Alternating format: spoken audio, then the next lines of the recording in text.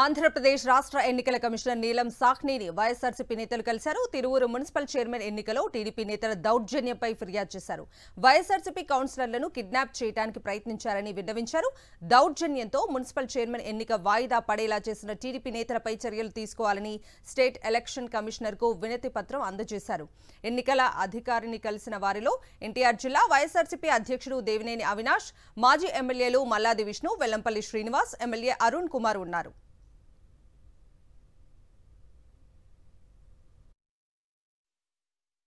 ఈరోజు ఎంతగా నీచంగా దిగజారిపోయారంటే ఒక చైర్మన్ పదవి కోసం స్వయాన పైనుంచి చంద్రబాబు నాయుడు, తెలుగుదేశం పార్టీ వాళ్ళు ఇక్కడ ఎవరైతే ఎమ్మెల్యే ఉన్నారో ఒక గూండాలుగా, రౌడీలుగా వాళ్ళందరిగా రియాక్ట్ చేస్తాం జరుగుతుంది. ఈరోజు ఎలక్షన్ కమిషన్ నీలం సాహ్ని గారికి మా పెద్దలు మేమందరం గారా ఒకటే కోరుకున్నాం. రేపు మళ్ళీ ఏదైతే రేపటికి వాయిదా వేశారో దానికి మా కౌన్సిల్ సభ్యులందరి గారా ప్రొటెక్షన్ ఇవ్వాల్సిందిగా, పోలీసు వాళ్ళు ప్రొటెక్షన్తో ఇక్కడి నుంచి కౌన్సిల్ హాల్ దగ్గర తీసుకెళ్ళి వాళ్ళని స్వేచ్ఛగా, స్వచ్ఛందంగా వాళ్ళ ఓటు వేయించాల్సిందిగా ఈరోజు మా చీఫ్ ఎలక్షన్ కమిషన్ గారిని కోరుకోవటం జరిగింది. తప్పకుండా ఆమె గారు సానుకూలంగా స్పందించారు.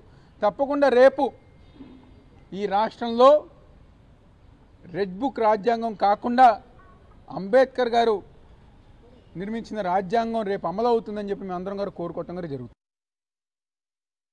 ఎన్టీఆర్ జిల్లా తిరువూరులో ప్రజాస్వామ్యాన్ని కూలి చేసే విధంగా తెలుగుదేశం పార్టీ నాయకులు ఏదైతే మున్సిపల్ చైర్మన్ 20 మంది సభ్యుల్లో 17 మంది వైసీపీ గెలిస్తే 3 టీడీపీ మాత్రమే గెలవడం జరిగింది.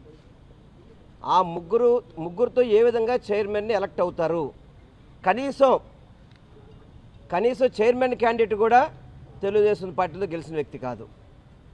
ఎంత ఘోరంగా అంటే, ఇంత దుర్మార్గంగా ఈరోజు మహిళలు, ఈరోజు వైస్ చైర్మన్ గారు కావచ్చు, మహిళా మనులు కావచ్చు, దుర్మార్గంగా పోలీసులు, ఇందాక మా అవినాష్ గారు చెప్పిన ప్రకారం పోలీసులు పచ్చ చొక్కాలు వేసుకొని, కాకి చొక్కాలు విడదీసి పచ్చ చొక్కాలు వేసుకొని పనిచేస్తున్నారు. తిరువూరు ఎన్నికలు జరుగుతున్నప్పుడు ప్రధాన సాక్షులు మాతో పాటు ఉన్న కౌన్సిలర్స్ ఏం జరిగింది, ఎలా జరిగింది, ఏ విధంగా వాళ్ళని అవమానం చేశారు, ఏ విధంగా వాళ్ళ మీద హింస చేశారు, ఏ విధంగా వాళ్ళ మీద దౌర్జన్యం చేశారనేది ప్రధాన సాక్షులు ఈ కౌన్సిలర్స్.